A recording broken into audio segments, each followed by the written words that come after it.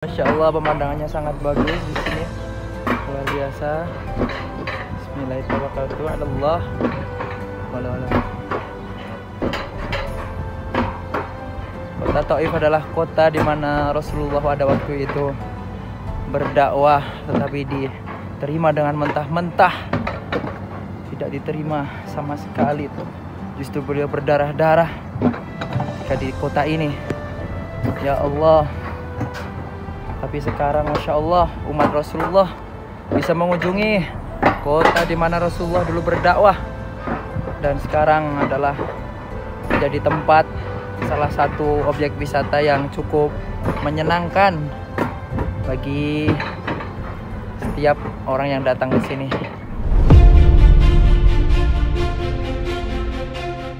Bayangkan kau sedang memperjuangkan kebenaran dengan tulus tanpa pamrih, tapi balasannya cacian, lemparan batu, dan darah yang mengalir di kaki.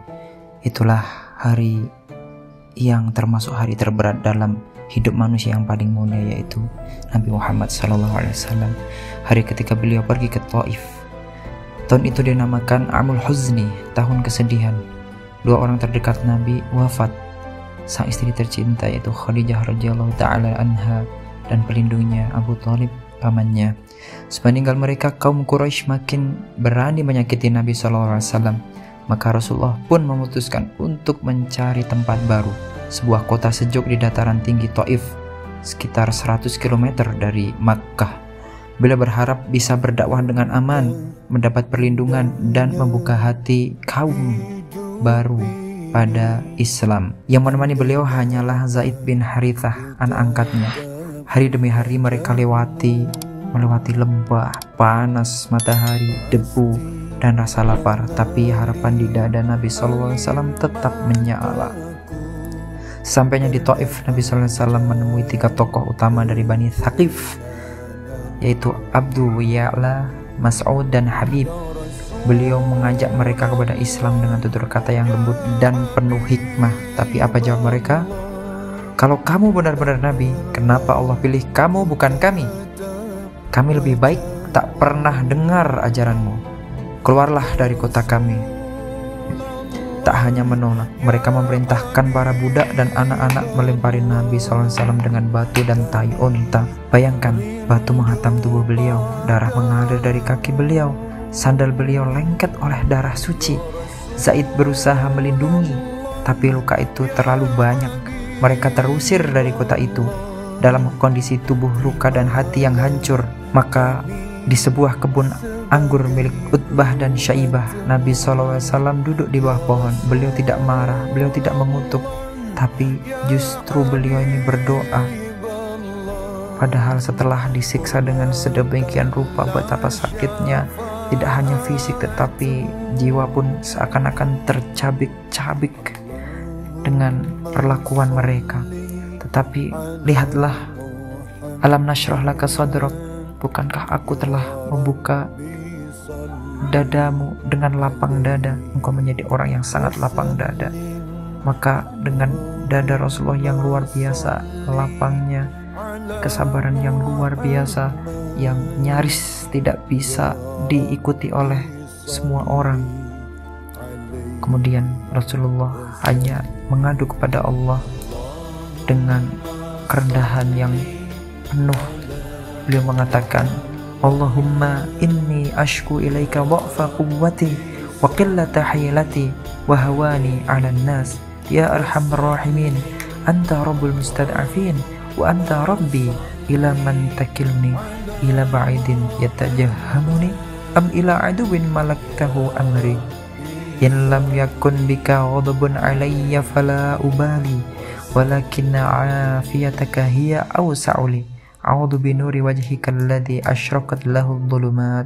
Ya Allah, hanya kepadamu lah aku mengadu, ya Allah, tentang lemahnya kekuatanku, sedikitnya kemampuanku, dan kehinaanku di mata manusia. Air mata beliau jatuh, tapi beliau masih berkata, selama engkau tidak murka kepadaku, aku tidak peduli, ya Allah. Itulah doa Rasulullah SAW yang sangat dalam. Maka kemudian ketika melihat kondisi Rasulullah SAW yang luka-luka, Utbah dan Syaibah merasa iba. Mereka menyuruh budak mereka yang bernama Adas untuk membawakan anggur. Nabi SAW menerimanya lalu mengucapkan Bismillah. Adas terkejut. Orang Arab tidak pernah mengucapkan kata itu. Setelah berbincang, Adas menyadari bahwa yang duduk di hadapannya bukan manusia biasa. Ia mencium kepala dan tangan Nabi SAW dan beriman hari itu juga.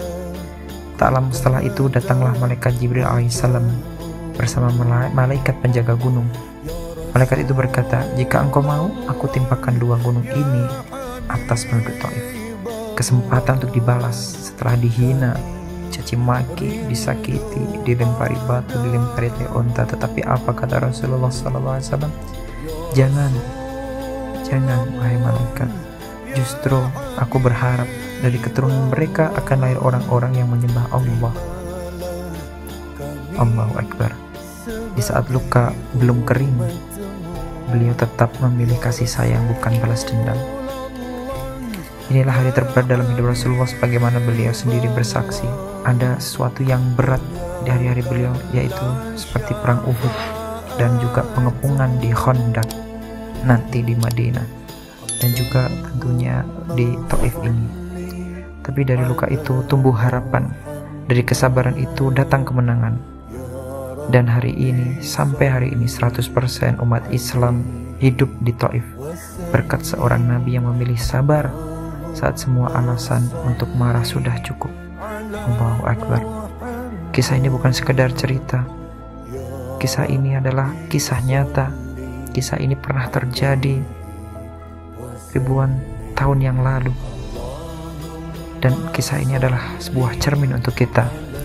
Seberapa besar kita siap bersabar saat disakiti, karena buah dari kesabaran itu luar biasa.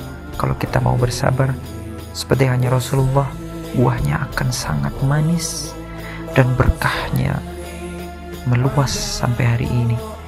Dan kemudian pelajaran yang bisa kita ambil, seberapa luas hati kita untuk memaafkan.